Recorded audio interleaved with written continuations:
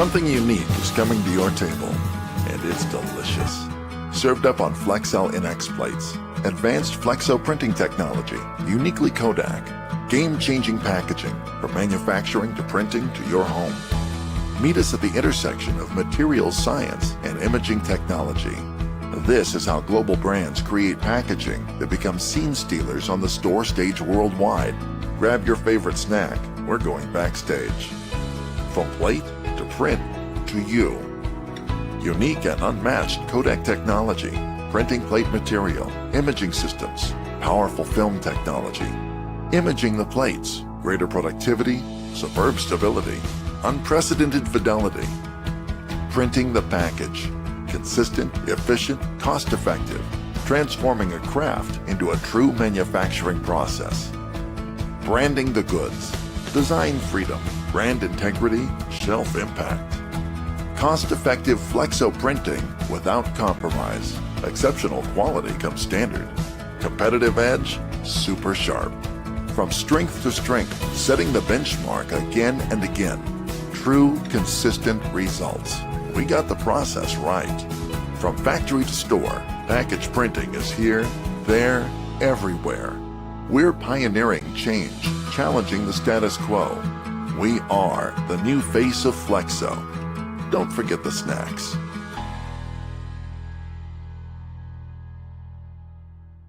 Anyway, well, it's great to be here. Actually, I was here about, I think, 4 years ago when I actually introduced Mio. And I was fortunate enough to work at Kraft Foods as head of design there and oversee Mio, which is good. So actually I presented, I think it was probably here in Chicago, presented Mio. Anyway, so great to be back. But the funny thing, actually, before we start, is I've only been at PepsiCo for 8 weeks. And there was a guy, actually, called Dennis Furness, who actually, he had my job. Or I should say, I've got his job. And he's now kind of living in Miami and overseeing all of LATAM. Now, the interesting thing is that he said, he goes, Peter, he goes, can you help me with a presentation? He goes, I just can't do it because I'm going to be in LATAM and I've got all kinds of things going. And I said, sure, yeah, that's fine.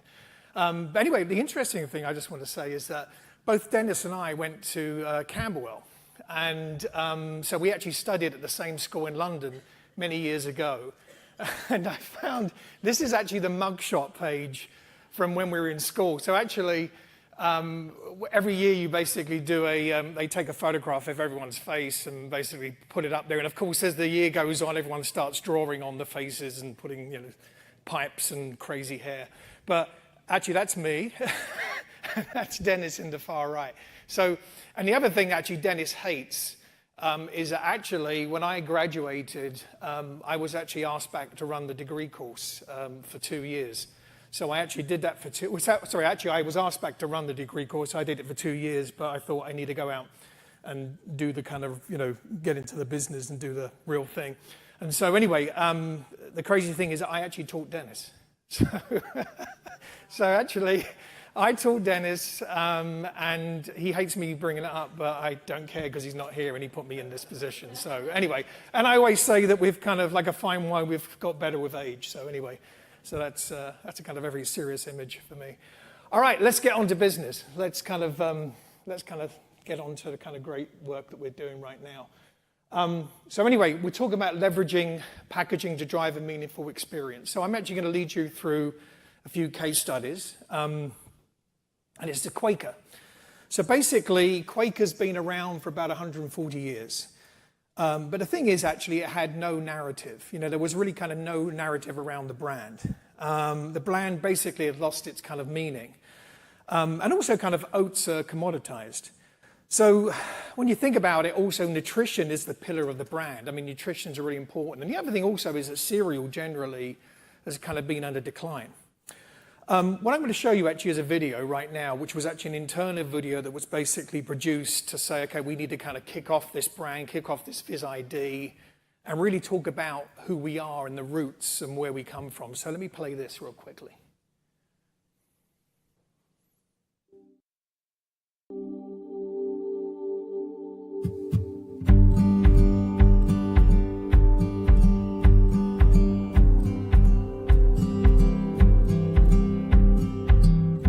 135 years, our passion for oats has been matched only by our belief that everyone has the right to good nutrition. For us, the oat is an icon of simplicity and purity. We believe in our craft. In some cases, we invented it. Steel-cut and rolled oats made it easier to unlock the nutrition inside. Here is an ancient grain, known for its humility and hardiness. It's a grain that doesn't need to be processed. We kiln, we bake, we pass secrets from generation to generation. We will never lose sight of the simple truth that oats are the original super grain. High in protein, high in fiber, rich in vitamins, and wrapped in a timeless wisdom. We know the world has changed. We know that it moves faster now, and it's harder to find time to make the right choices. That's what makes the time spent between our meals and your table so important. It's our chance to fulfill an old promise for a new world. We are Millers.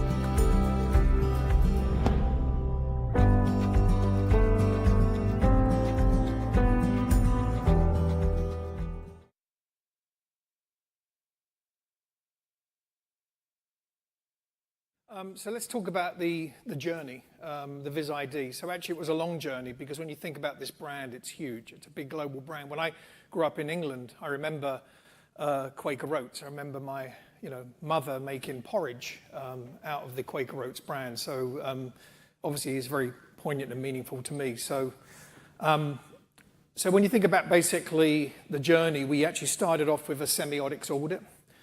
Then we talked about the design principles and brand story. Then we did the pre-design work, then basically went into testing. So it was a kind of quite a lengthy initiative. But again, when you've got a brand as big as Quaker, when you're actually developing a Viz ID for a global brand, it's important that you do it right. It's all about preparation. So basically the objective was to build our equities beyond the Quaker icon. Because remember, everyone knows the Quaker man, but what does the brand stand for? So what we wanted to do was deliver on the brand equity drivers of ideal morning, sustained energy, trust, heritage, and natural nutrition. The thing about semiotics, and I don't know if you're familiar with it, but semiotics are really helpful in a sense of kind of really making sure that you know what an image means to a consumer.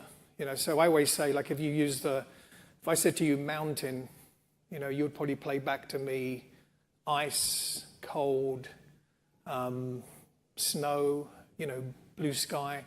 So what we did was that we kind of did a semiotic study, and the idea really was to say, okay, what are the kind of visuals that we get from consumers when we talk about natural nutrition, or ideal mornings, or sustained energy, or trust or heritage. So what we're looking for are visual kind of drivers, visual cues that help us understand what consumers actually, when they look at, that they kind of play back to you, and hopefully they play back to you, things like natural, ideal mornings, to sustained energy.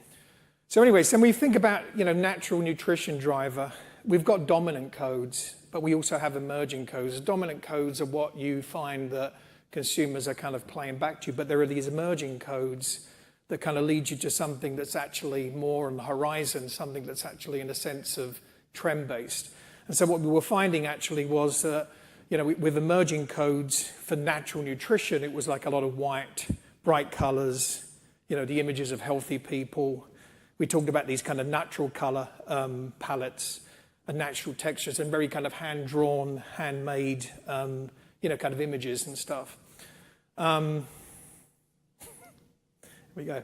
And then actually for the artisanal, we started again doing some research into packaging to see, well, what does that look like? What does packaging, what do graphics look like when we actually look at those emerging codes? And also actually when it comes to communication. So remember, the important thing about kind of communication is that it should be consistent across all touch points. So when you think about natural nutrition, you're thinking about how does the codes of colors, natural textiles, and hand-drawn, handmade look like in kind of communication pieces.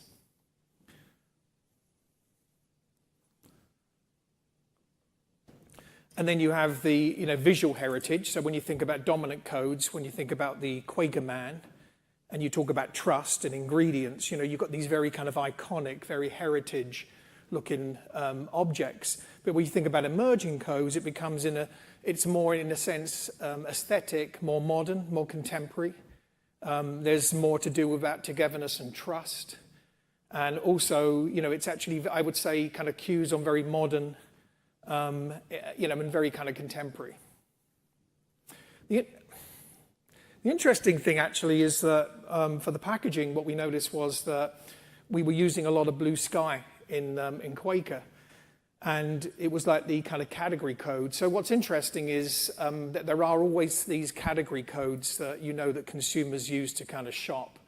And a lot of times actually brands, if they want to be disruptive, go against those category codes. But what was interesting is we found out basically that when we were thinking about this category code as blue, when we were testing actually, we found out that our blue kind of designs with the sky weren't actually working. And actually, it was actually going against us. So what was interesting is that we kind of found that it wasn't really helping us and it wasn't really doing well. So what we felt was that we needed to probably move away from it too. So the interesting thing I think about testing is that you learn a lot and you can gather a lot. But I think one thing I would say that you have to watch out for is sometimes testing can take you to I would say the norm, to the expected. Sometimes testing may not take you to breakthrough. So that's the kind of watch out, that when you test, you want to make sure that you're listening to and hearing the right things that that you can actually leverage that will be successful for your brand. I think actually a lot of good examples of brands that have been successful are ones that have broke category norms, that in a sense of semiotics, they probably would have failed. If I think about Hello brand with the toothpaste, or if I think about what Kotex did with the tampon packaging, it completely went against category norms.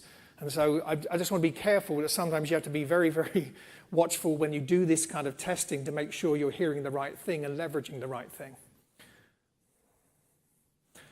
So the identity evolution, how do we get there? So remember, you've got this very kind of stark, very powerful actually identity. And then when we took it to this kind of very contemporary, and I would say kind of more light-hearted look. So what we did was basically, we were on this journey to kind of set out the understanding of the Quaker man. What did he really represent? What did consumers think about Quaker man? What was that kind of history that he had? And also remember, it's a global. This guy is global, he's everywhere. So everyone has a different perception. So we talked about, the personalities, his beliefs, how would he behave at a party? I mean, I wouldn't really want to go to a party with this guy, but no, anyway. So, when you think about it, you've got, two kind of Quaker guys, and he's got the standing man and the Quaker man, which is kind of really interesting. So anyway, so the positives actually were that he was, there was obviously this trust. He had heritage, so he was a trustworthy teacher. So if you look around the world, what's interesting is that you actually have slightly different opinions. What I thought was really funny was under nostalgia here. It said, it reminds me of my dad, because my dad always made porridge, and I always associate them together. So this was actually in the UK, and it's funny because I actually said, about my mum. I remember my mum making porridge, and it always reminds me of my, childhood memories of cold, foggy English mornings with a hot bowl of porridge. The interesting thing on the negatives, and actually this is what I really think is funny, was actually someone said boring. He looks boring. I wouldn't talk to him at the Starbucks. That's for sure. I love it. Anyway, and yeah, he's a bit conservative, old, and actually old-fashioned and dated. I find Mr. Quaker a little bit creepy. It's just quite old-fashioned. I think it's almost an image of a religious cult, which is actually a very interesting observation. So anyway, so findings and recommendations. So anyway, what we found was basically all the learnings basically said that we really should leverage our 135 years of innovation. It's obviously a loved brand, and we realized that heritage was important for us. And also, we talked about the beloved Quaker man. Obviously, people like him. People actually relate to him. There may be some negative connotations, but generally they really like him. And the one thing actually I would say, though, that watch out here is when I was working with P&G, I actually oversaw the Pampers brand for about 7 years. And back then it was a $7 or $8 billion brand. I'm sure now it's about a $12 billion brand. And they talked about, Pampers used to say about, we invented the diaper. I mean, you could probably look into it. Maybe a lot of people claim that, I guess, like the internet. But the important thing, though, there was that a lot of consumers didn't care. They didn't really care that Pampers invented a diaper. It was really kind of irrelevant for them because all they wanted, the consumers wanted a diaper that really worked and a diaper that was good. So I think the interesting thing, too, is you have to be really careful because heritage may not be relevant and may not be meaningful to a consumer. And sometimes, actually, sometimes it may be something that you only have. And so, therefore, you've got to change it to make it relevant. So it's just to kind of watch out on that, too. So anyway, let's go down to design principles. So basically, we had these design territories. And then what we did was we talked about radiance, purity, imagination, world's breakfast, roots, and purpose. And then we basically had our kind of diagram here that kind of explains how we kind of broke out. The interesting thing is that we had these kind of two tensions. So one was about wisdom, so it was about 135 years of heritage. So the strength of purpose, accessible nutrition, and trusted and grounded, personal and familiar. And then you had the imagination of bold vision of the future, simple and joyful, experience innovation, surprise and delight, the world's breakfast. Now the other thing too is it's about kind of storytelling. And we have a good story to tell because of our heritage. And storytelling, as you know, is really important. Like all great brands tell great stories. So if you think about any brand that you know that you really connect with, you connect with it because it tells you a story. So it may have heritage, there may be heritage there, but it actually brings that story to life in a relevant and meaningful way. So I always say, all great brands tell stories. So basically, our principles here actually on the storytelling were wise, intriguing, familiar, warmth, and timeless. So what we talked about, pure and simple. From the beginning, we've been rooted in honesty and purity. And this is what basically keeps human and grounded. And it's basically, I'm not going to go into details on this previous page, sorry. Okay. And then basically power and imagination. So we've always been rooted in delicious nutrition and a passion for creating imaginative breakfast. And basically, again, what we do is that we kind of build out that from a design principle standpoint. So anyway, so what we did was that we actually started looking at the identity. And we said, okay, like how far can we stretch it?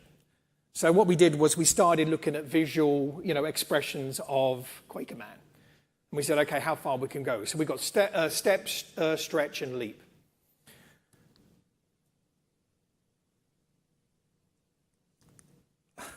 Okay. All right. So what we did was that we actually, what we found was by actually removing the chevron, it kind of almost kind of brings fresh air to the actual Quaker Man.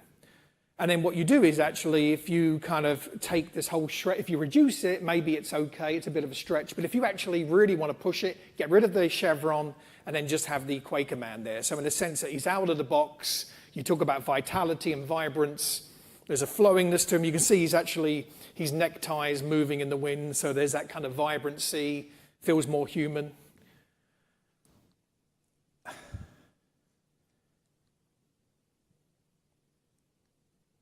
Okay. And then basically what we talked about was, what are the kind of imagery that we want, that we believe is, a step, a stretch, and a leap. So in a sense, it's really important to make sure that you've got imagery that you find is really bringing this kind of brand story to life. What we then did was actually we looked into different packaging. So we did an exploratory into packaging, and we felt like we could, either stay close in or really go far out. But the idea really, and again, in testing, is to see, where you can go, what kind of acceptance you have with consumers. So what we did was we had this kind of, we call it a vis-ID permission spectrum. So as you can see, you've got unexciting on the left to very energized and uniquely Quaker on the right. So if I actually click on these two, we find that basically the focus actually is in that kind of top area on the right. But if we really want to go to super premium, we've got permission to kind of go down here. The important thing I think to kind of point out is that the watch out, and I remember this again on Pampers when I was working with Procter, is what you don't want to do is, you've got to be really careful, because when you do a redesign, any redesign can be a disaster for a brand. Because if you think about an $8 billion brand, you think about a redesign that could completely disrupt the whole brand. And a lot of people, marketing people, can be very, very reluctant to make big changes. So the reason why I'm leading you through this is I just want to kind of reinforce that it's a very long-winded, laborious, exciting job, but you have to do it right. You have to make sure you're actually not straying off to a point where you're going to lose consumers. The other challenging thing here is that it's a global brand. That when you deal with global brands, you have to make sure that, again, that you're communicating to multiple different regions, different countries, and you're staying relevant. And it's really important that you remember that. I'm just worried about clicking it. I am, honestly, it's like, okay. All right, so a brief and a tweet. So recast our heritage to reflect what people love about our brand, trusted and natural nutrition. So about delivering global harmonization. So the important thing, right, when you talk about harmonization globally, the important thing is you've got to remember you have your hard points and your soft points. Your hard points are what actually stays consistent globally. So for example, Quaker Man would be your hard point. Soft points are things that you talk about that are more kind of relevant to particular regions. So it could be actually like a flavor, different flavors, even the imagery on pack would be different depending on what kind of country. We wanted to establish Quaker as a natural nutrition icon and drive relevance, making aspirational while celebrating our heritage, and also express across innovation pillars. And then basically drive purchase from shelf. Okay, so what I'm showing here really is a portfolio architecture and a structure. Really important, because when you start to have different offerings, when you start to actually innovate in your portfolio, you have to think about kind of an architecture, but also different kind of offerings. All right, so anyway, so basically what this page does is it actually shows you, the evolution. So really what we're saying is the updated Quaker Man, he's welcomed in a sense that we've gone from this kind of chevron, very kind of, I would say almost kind of prisoned in Quaker Man to this kind of open, flowing, lovely ribbon. And then also the hierarchy in navigation, so important. Packaging, it's funny about packaging, right? That packaging is the only tangible thing your brand owns, and really what we should be doing is investing more money in packaging. Every consumer that you actually have has to interact with your packaging. And it doesn't matter if it's online or offline, they're interacting in some way. They're actually interacting with your visual identity, your brand language. And so navigation is absolutely crucial, because they've only got a few seconds to kind of find their offering, find their package. Taste and appetite appeal, so making sure that basically we're shooting photography in a natural way, something that's more appealing. And again, remember, using those semiotic cues. And clear beneficial messaging. So what is the benefit to me if I'm buying this product? If I'm buying it for my kids, what's the information on protein, nutrition? Really, really key, making sure that we know that the communication is actually, right up front for the consumer to see it. And then again, goes back to photography, as I said earlier, easy product navigation, and also basically just simple cues where they can kind of know where to find, their offerings.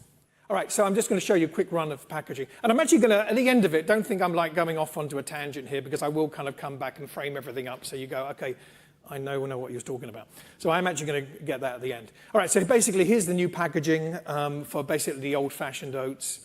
And what's nice actually is, again, what's important too with a rebrand is you don't want to go way off the edge, okay, way off the cliff, because all of a sudden then consumers won't find you. If you do that, then you're in trouble. So the idea here is that you've got a really nice modification of the brand. It feels more contemporary. And also that you're really, again, remember, design and packaging it's about communication too, is making sure that consumers can navigate your package. So here on basically instant oatmeal. So what I love, I mean, I think, you know, the look and feel of this is really working well. And again, I think what's nice is that you can see that actually the photography is really powerful for the product, but again, very easy to shop. And also remember that getting rid of the blue makes it lighter. And again, really leveraging all the semiotics that we did. I'm just going to flick through these quickly.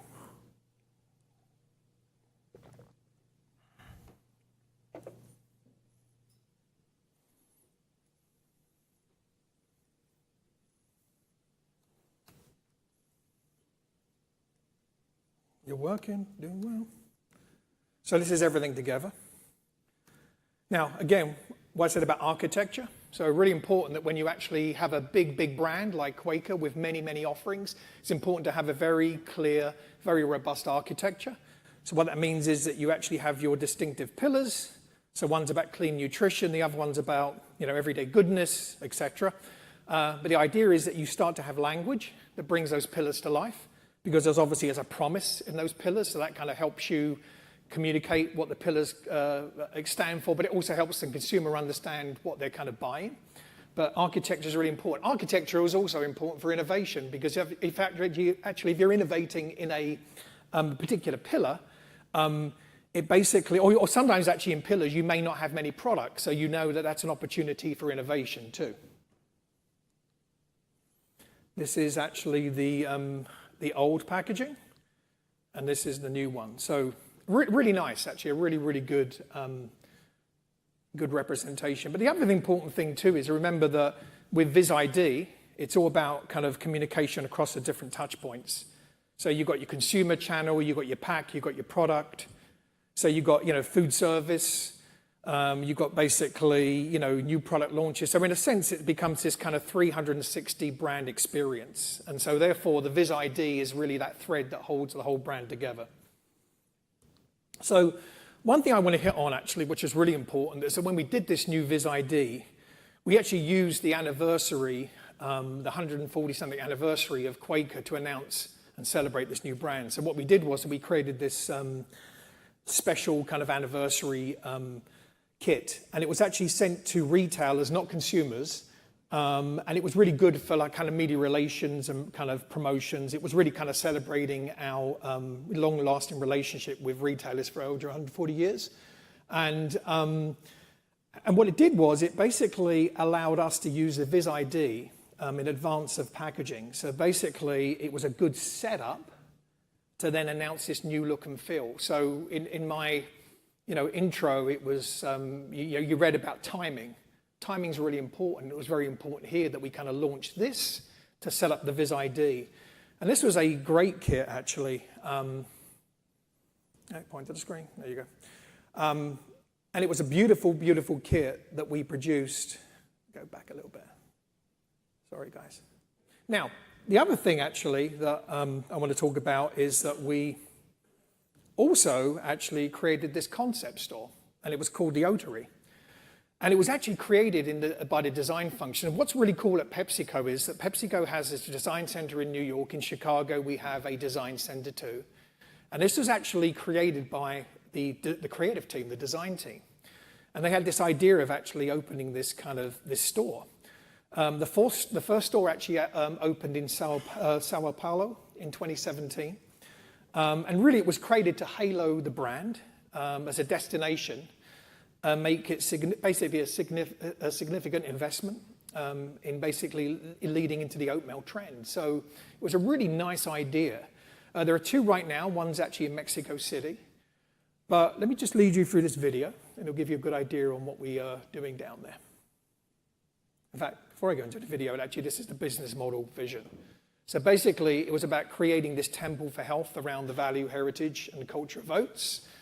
And we talked about the Otery being this beacon for an oat-centric, healthy lifestyle. So the idea is really kind of bringing that whole idea of oats to life and talk about its natural benefits. So let me lead you through the video.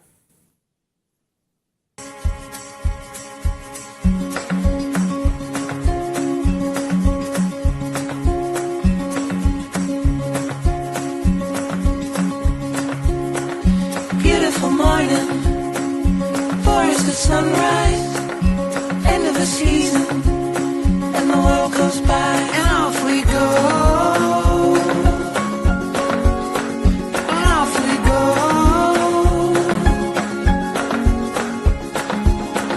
With no direction, no reason at all. Wherever I end up, I'll take you along, and off we go.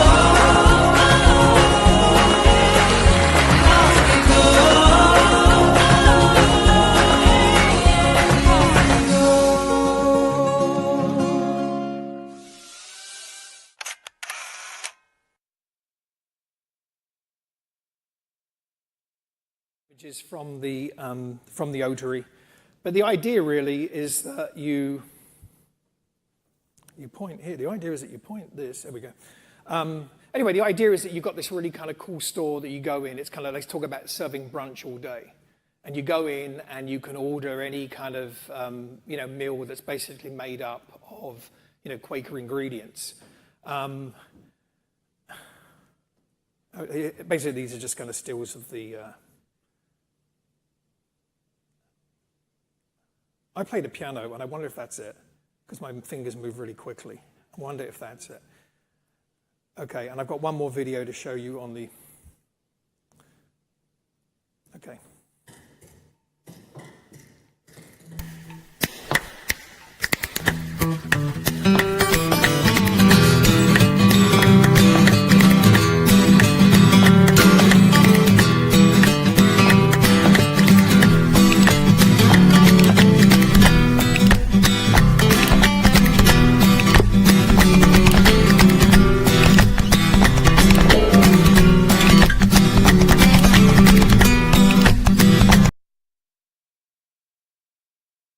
Lead you through life order, but one thing I want to point out, I think what's really, really important is that when we talk about packaging, I think we should also talk about broader than packaging. I think we get kind of, so packaging, right, is, we talk about VisID, okay, and VisID usually starts with packaging.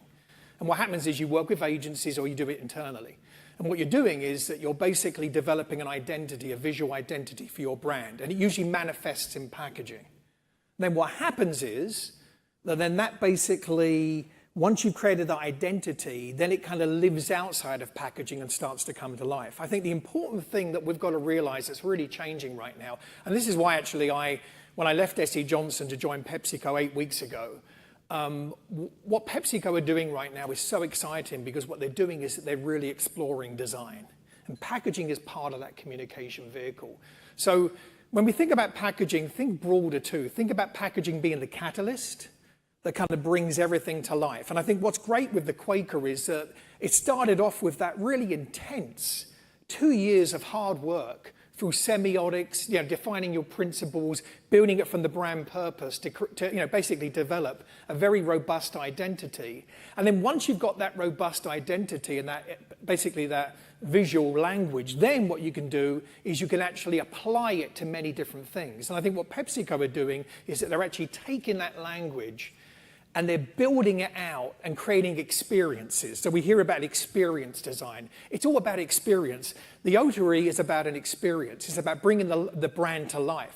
And what designers are good at doing is designers are good at kind of visually creating a visual manifestation of a brand purpose. But what designers are good at doing is basically bringing to life the brand and coming up with ideas that actually start to really get into very different aspects of the brand. And packaging really is that kind of manifestation of it.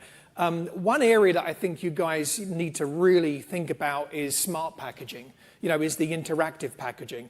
That I think is absolutely huge right now. Interactive packaging, smart packaging, and what's happening is, media, content is created by consumers. And smart packaging is what these consumers are interacting with. They're scanning their mobile devices. That basically takes them to a website. It may give them a coupon. It may take them somewhere else. It could be anything. And I think what's wonderful in the time we're in right now is, don't think about packaging as just this kind of one thing. Think about it basically, packaging is expanding into all different touch points, being that catalyst that brings the brand to life. It's a real exciting time. And I think it's important that you guys think about that, because what will happen is if we just think about packaging and the structure and packaging and the structure, we're basically not helping ourselves. So I suggest like technology, leveraging technology like embedded barcodes in packaging, digital printing. There's amazing technology out there that's basically, again, making your only tangible thing come to life. It's really important. So let's quickly get onto Life Water. He takes a breath. All right, here we go. So this is a fantastic story. This is so exciting to see packaging, and in a sense, as a catalyst to something that's kind of living and breathing and changing. I'm going to show you this video real quickly.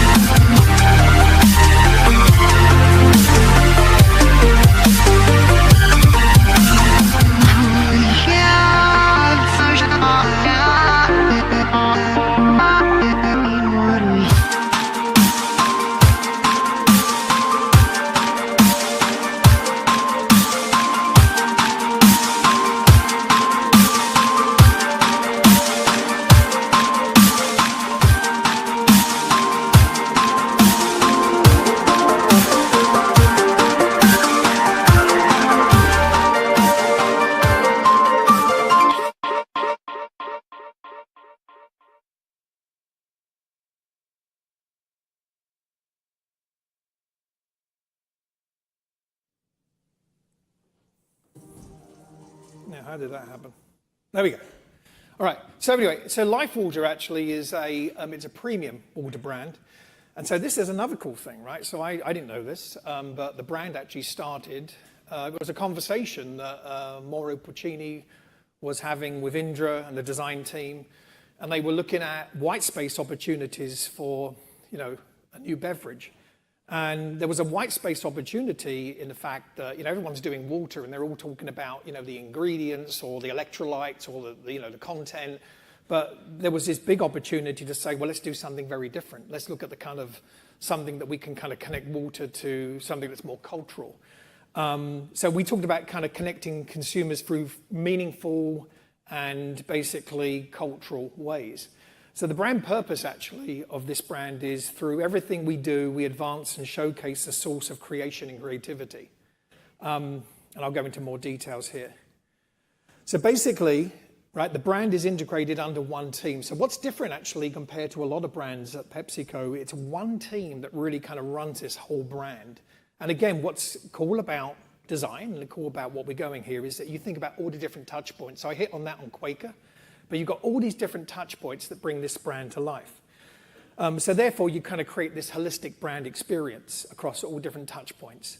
And then I think what that leads to is a more kind of compelling experience too. There you go. All right. So again, I think the reminder about the important thing about VisID is doesn't matter where you show up, the brand's always kind of elevated, right? And it's always, creating that experience that's kind of consistent, and it has that one voice, and it feels very premium. So if you think about the different touch points, the power here is that basically you're creating all those different touch points, but you're making sure that that brand purpose, what that brand represents, comes to life in a relevant and meaningful way.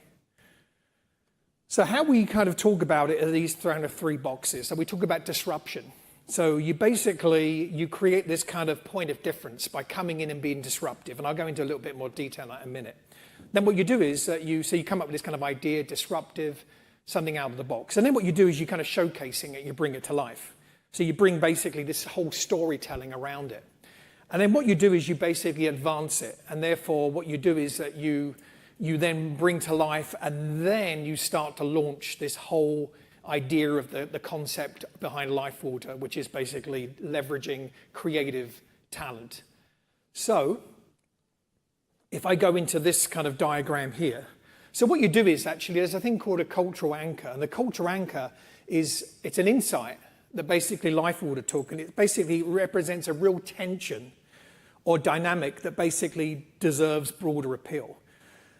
So it's basically anything that you know that you think is really kind of on the I would say a high talking point right now that's kind of culturally important. So in the video you noticed obviously 3 of those examples. So obviously one is that there are lots of women artists out there, but only a few percentage of female artists are actually being shown. That's a cultural tension there.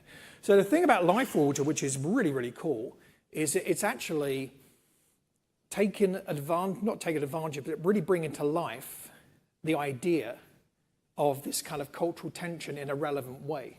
So it's looking at things out there to say, hey, there's a really important thing going on right now that we need to bring to life and make people aware of.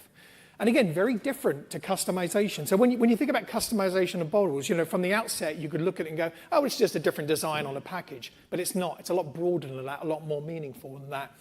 And the idea actually on credibility, partners, and curators. So what happens is basically what you do is you create this kind of, you think about that kind of cultural anchor.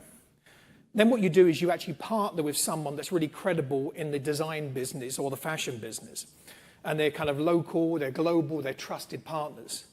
And then what you do is that you actually start looking at creatives out there. For example, if you're doing, female artists, and what you do is actually you look at emerging artists.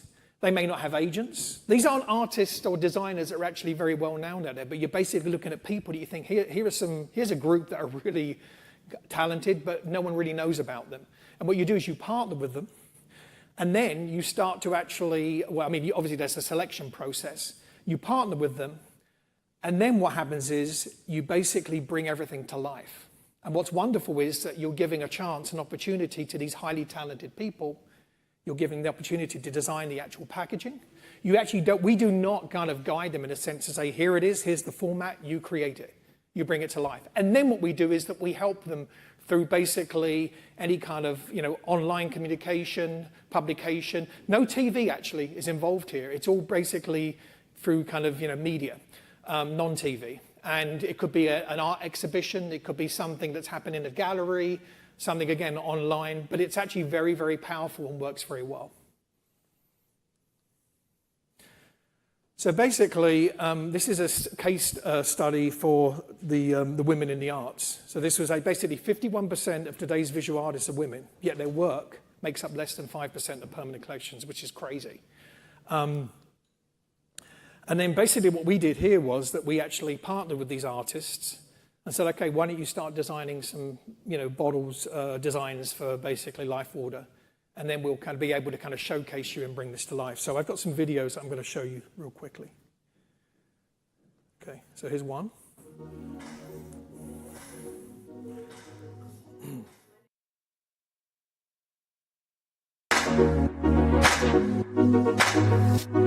My name is Linny Z. I'm an artist and I live and work in London.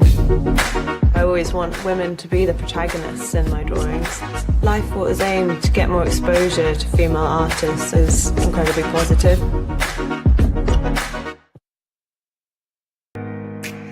My name is Adrian Gaither. I'm a geometric abstractionist. Life Water supporting artists is a great thing. A lot of artists are getting exposure through this. The audience can pick whichever bottle speaks to them.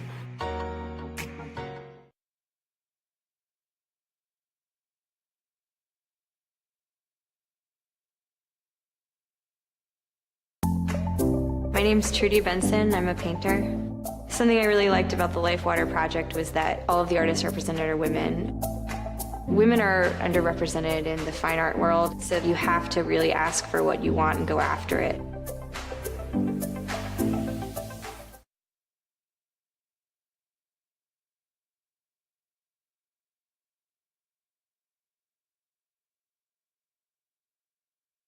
Just a minute past time. Anyway, so I just want to basically finish on these 3 critical stages of designing successful packaging. So one is building a unique strategy. And what I mean by that is basically being relevant for today. Leverage cultural insights. And think about this particular case in Life Order where you're kind of, you start with a cultural tension or a theme. And that's really, really powerful. So, I think being right and relevant for today is absolutely crucial. And again, think about technology. Technology enables you to bring this whole thing to life, and packaging is that catalyst. Being proprietary, I think actually with Quaker, it's about leveraging distinctive and ownable assets. And basically, remember, packaging is your brand in your hand. It's the only tangible thing your brand owns. So I think it's really important to remember, like, being proprietary and leveraging distinctive assets. I actually think that leveraging a team or having one team basically, basically control the whole execution is really important because that allows for consistency. So when you think about building a unique strategy, have a consistent team that basically manages that. I think design also, bringing in design in a lot earlier. So at PepsiCo, design is brought in earlier into the creative process, into the actual marketing process. Look for white space opportunities too. You've got to think out of the box. Nowadays, it's so competitive. If we're not thinking out of the box, we become a dinosaur. Number two is actually packaging the power of a purposeful brand. So I think about leveraging your heritage. You can't change who you are, but what you do is actually you remember who you are, but you change over time, but you become relevant.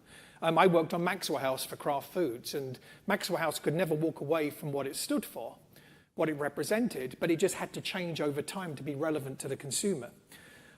Show up in every experience. I think it's so important to basically show up across the board in multiple touch points. Nowadays, if you're not across multiple touch points, again, you're not relevant.